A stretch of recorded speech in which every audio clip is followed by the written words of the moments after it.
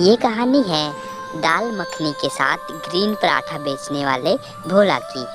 भोला का national highway पर एक छोटा सा भोजनालय था, मगर भोला की बनाई दाल मखनी किसी को पसंद नहीं आती थी, इसलिए इक्का दुक्का लोग ही उसकी दाल मखनी खाने के लिए आया करते थे। आइए आइए, गरम गरम रोटी के साथ बढ़िया बढ़िया दाल मखनी खाइए, आइए आइए। भोला के भोजनालय के बगल में एक सपना का भोजनालय भी था। वह बोलने में जितनी चतुर थी, वह उतना अच्छा भी खाना बनाया करती थी, इसलिए वहाँ हमेशा ग्राहकों की भीड़ लगी रहती थी। वह इतनी अच्छी दाल मखनी बनाती थी कि लोग अपनी उंगलियां चाटते रह जाते थे, इसलिए सब उसे भोला हलवाई नाम से पुकारते थे। अरे सपना हलवाई जी, जल्दी से खाना लेकर आओ, कब से वेट कर रहा हूँ। और कितना लेट लगाओगी तुम? अरे सपना हलवाई के हाथों से अगर दाल मखनी खानी है तो वेट तो करना पड़ेगा ना। ठीक है, तुम कहती हो तो वेट कर लेता हूँ। तभी सपना हलवाई की नजर भोला भोजनालय पर पड़ती है। वह लोगों को इधर उधर बुलाते देखती है तो उसका बड़ा मजाक उड़ाने लगती है। हा हा हा, भोला भंडारी, काहे गला फाड़ रहे हो इतना? ग्राहक कोई नहीं आने वाला है। अगर तुम चाहो तो मेरी दुकान पे आ सकते हो, मैं तुम्हें अच्छा खासा पैसा दूंगी, वरना तुम ऐसे ही गला फाड़ते रह जाओगे। हाँ, बता दे रही हूँ तुम्हें। ये सब सुनकर भोला को बहुत ही दुख होता है और वह सपना हलवाई से बोलता है, अरे इतना घमंड सही नहीं होता सपना हलवाई। अरे जब चल रहा हमारा चमनवा तो काहे नहीं करे घमंडवा। चल हट, निकल गरीब कहीं का। एक शाम भोला थका हारा अपने घर आता है और देखता है कि उसकी अनु बुखार से बहुत तप रही है। वह अपनी बीवी से चिल्लाते हुए बोलता है, तुम भी कमाल करती हो राधिका, बच्ची इतनी बुखार से तड़प रही है और तुमने उसे दवाई तक नहीं दी। अरे आप घर में कुछ पैसा छोड़ते तभी तो मैं इसका इलाज कराती, जब भी देखो घर से कुछ ले ही जाते हो, कमा के कुछ नहीं लाते। राधिका की ये सब बात सुनकर भोला को बहुत दुख होता है और उदास होकर बोलता है, अब मैं क्या करूं राधिका, हर दिन नई उम्मीद के साथ खाना बनाता हूं कि ग्राहक कोई ना कोई खाना खाना जरूर आएगा, पर कोई नहीं आता, खाना वेस्ट ही जाता है। पर अब क्या करें, अनु को बुखार में कैसे? कहीं ना कहीं से हमें पैसे इकट्ठे करने पड़ेंगे, तुम ही कहीं से पैसे मांग के ले आओ। भोला की बात सुनकर राधिका अपनी जेठानी के पास पैसे लेने के लिए चली जाती है। वह उसकी तकलीफ भी समझे बिना भाषण देने लगती है। हाँ, ये तो तेरा खसम बड़ा होटल खोले बैठा है, पैसे तो बहुत कमाता है, कहाँ जाते हैं सारे पैसे? दीदी, आजकल उनका काम कुछ खास नहीं चल रहा है। हाँ, तो उस काम को छोड़कर कहीं नौकरी वोकरी क्यों नहीं कर लेता वो? सुमन ये कह ही रही होती है कि तभी सुमन का पति केशव आ जाता है और वह सुमन को डांटते हुए कहता है, अरे तुम ये कैसी बात कर रही हो, अनु भी तो हमारी ही बेटी हुई, अब ये चुपचाप से भाषण मत दो और इसको पैसे दो। हाँ, दे रही हूँ पैसे देने के लिए मना थोड़ी किया मैंने। अपनी जेठानी की बात सुन के राधिका को बहुत ही गुस्सा आता है, पर वो समय की तकलीफ को समझते हुए चुप ही रहती है और भगवान से प्रार्थना करती है कि हे प्रभु, जैसे तू सबको देता है वैसे मुझे भी दे और इनका काम बहुत जल्दी से अच्छा कर दे। ऐसे ही करके समय बीतता जाता है और एक दिन भोला की दुकान में एक बहुत बड़े संत आते हैं। वह उनसे आदर के साथ कहता है, महात्मा जी, क्या आपकी इजाजत है तो आपके लिए भोजन लगा सकता हूँ? अगर तुम भोजन कराना चाहते हो तो भला मैं कैसे मना कर सकता हूँ बेटा। ये कहकर भोला महात्मा के लिए खाना लगाने लग जाता है। जैसे ही महात्मा खाते हैं तो बोलते हैं, दाल मखनी और चपातियाँ ठीक ठाक बनी है बेटा। क्या लजीज नहीं बनी है महात्मा जी? अरे एक महात्मा के लिए तो सादा खाना भी तो श्रेष्ठ होता है और लजीज भी होता है।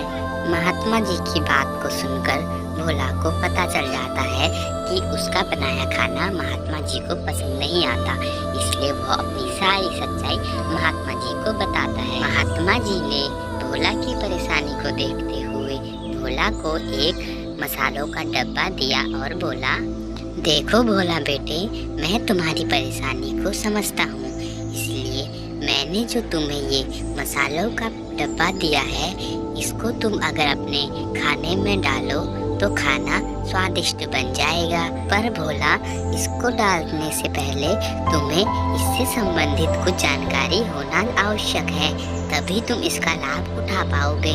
जब भी तुम खाना बनाते हो, उससे पहले तुम्हें भगवान से सच्चे मन से प्रार्थना करनी होगी, वरना तुम्हें इस मसालों के डब्बे का लाभ नहीं मिल पाएगा।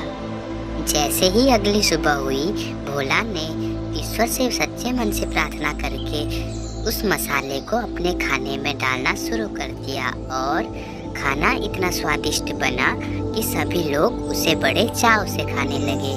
जो भीड़ पहले अपना के भोजनालय में हुआ करती थी, वो भीड़ अब भोला के भोजनालय में आ चुकी थी, क्योंकि उनको खाना बहुत ही पसंद आया था। जैसे ही भोला का भोजनालय अच्छा चला, भोला ने ईश्वर से प्रार्थना की, हे ईश्वर, आपका बहुत बहुत धन्यवाद।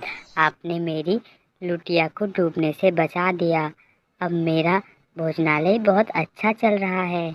मगर उधर सपना हलवाइन अपने भोजनालय में भीड़ कम होते देखती है तो बहुत परेशान हो जाती है। अरे, ये तो बड़ी टेंशन की बात हो ही गवा है।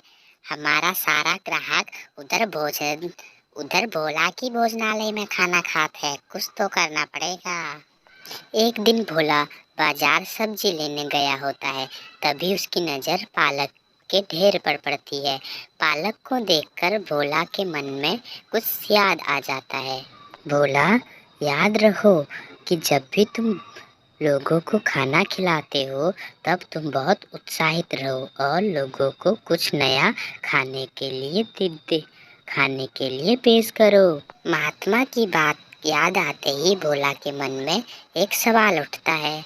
अगर मैं ये पालक का पेस्ट बनाकर अपने पराठों में मिलाऊंगा, जिससे मेरे पराठे ग्रीन बन जाएंगे और उनका स्वाद भी बढ़ जाएगा, वह दाल मखनी के साथ खाने में बड़ा मज़ा आएगा लोगों को। भोला को ये आइडिया अच्छा लगता है, इसलिए वह अगले दिन से ही ग्रीन पराठे बनाना शुरू करता है और जादुई दाल मखनी के साथ ग्रीन पराठा नाम का एक अपने दुकान के आगे बोर्ड लगाता है। जैसे ही भोला ये बोर्ड लगाता है और ग्रीन पराठे और दाल मखनी बनाता है, तो लोगों की वहाँ भीड़ जमा हो जाती है और लोग बड़े चाव से उसे खाते हैं। अगर मेरा काम ऐसा ही चलता रहा तो बहुत जल्द मैं अपनी बेटिया का किसी बड़े हॉस्पिटल में इलाज करा सकता हूँ।